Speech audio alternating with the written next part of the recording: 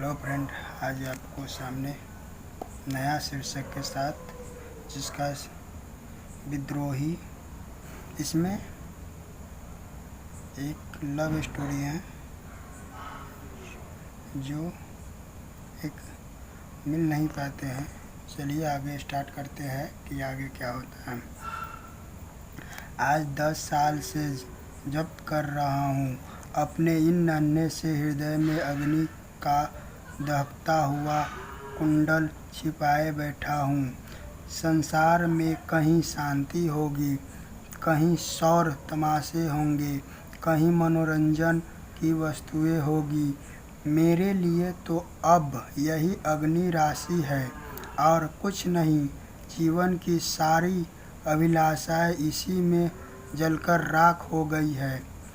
किसी भी अपनी मनोव्यथा कहूँ, फायदा ही क्या है। जिसके भाग में रुदन अंतर्रुदन हो, उसका मर जाना ही अच्छा है। मैंने पहली बार तारा को उस वक्त देखा जब मेरे उम्र 10 साल की थी। मेरे पिता आगरे के एक अच्छे डॉक्टर थे। लखनऊ में मेरे एक चाचा रहते थे। उन्होंने वकालत में काफ़ी धन कमाया था। मैं उन दिनों चाचा की साथ रहता था। चाचा के कोई संतान न थी, इसलिए मैं ही उनका वारिस था। चाचा और चाची दोनों मुझे अपना पुत्र समझते थे। मेरी माता बचपन ही में सिधार चुकी थी।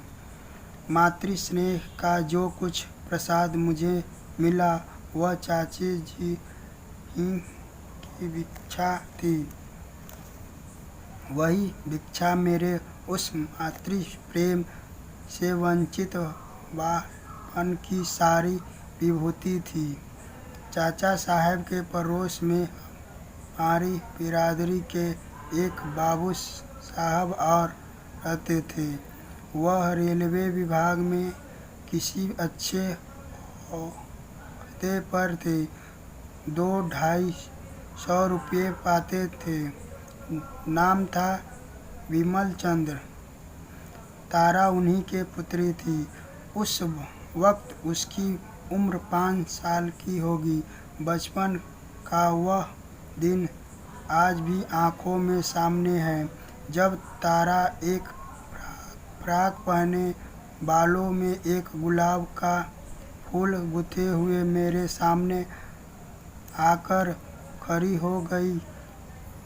कह नहीं सकता क्यों मैं उन्हें देखकर झेप सा गया। मुझे वह देव कन्या की मालूम हुई, जो उस काल में शौर्य और प्रकाश के रंजित आकाश में उतर आई हो।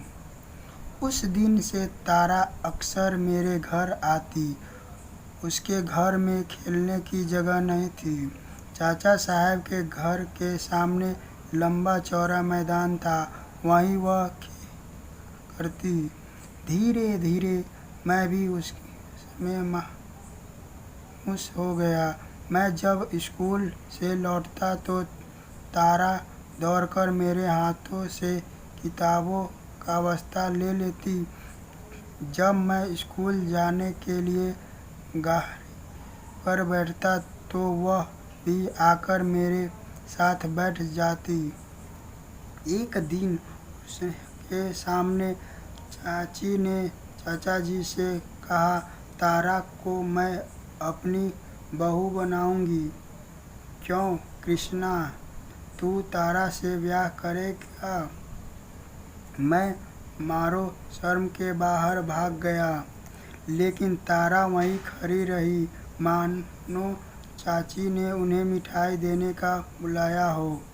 उस दिन से चाचा और चाची के अक्सर यही चर्चा होती, कभी सलाह ढंग से, कभी मजाक के ढंग से। उस अवसर पर मैं तो शर्माकर बाहर भाग जाता था, पर तारा खुश होती थी। दोनों परिवारों में इतना गहराव था कि उस संबंध का हो जाना कोई असाधारण बात न थी। तारा के माता पिता को तो इसका पूरा विश्वास था कि तारा से मेरा विवाह होगा। मैं जब उनके घर जाता तो मेरा बड़ी आवभगत होती। तारा की माँ उसे मेरे साथ छोड़कर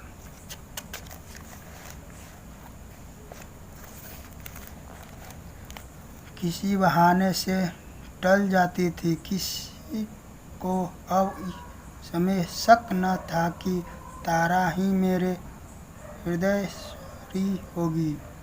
एक दिन उस सरल ने मिट्टी का एक घरौंदा बनाया। मेरे मकान के सामने नीम का पेड़ था। उसी की छाँव में वह घरौंदा तैयार हुआ। उसमें कई जरा के कमरे थे, कई मिट्टी के बर्तन, एक नन्ही सी चारपाई थी। मैंने जाकर देखा तो तारा घरौंदा बनाने में तन्मय हो रही थी। मुझे देखते ही दौड़कर मेरे पास आई और बोली, कृष्णा चलो हमारा घर देखो, मैंने अभी बनाया है। घरौंदा देखा तो हंसकर बोला, इसमें कौन रहेगा तारा?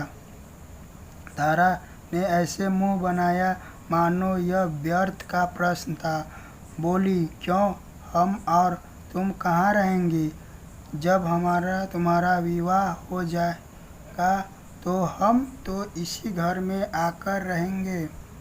वह देखो तुम्हारी बैठक है, तुम यहीं बैठकर पढ़ोगे। दूसरा कमरा मेरा है, इसमें बैठकर मैं गुड़िया खेलूँगा। मैंने हंसी करके कहा, क्यों, क्या मैं सारी उम्र पढ़ता ही रहूँगा और तुम हमेशा गुड़िया ही खेलती रहोगी? तारा ने मेरे तरफ इस ढंग से देखा जैसे मेरी बात नहीं समझी। पगली जानती थी कि जिंदगी खेलने और हंसने ही के लिए है। यह न जानती थी कि एक दिन हवा का एक झोंका आएगा और इस घरौंदे को उड़ा ले जाएगा और इसी के साथ हम दोनों भी कहीं से कहीं जा उड़ेंगे।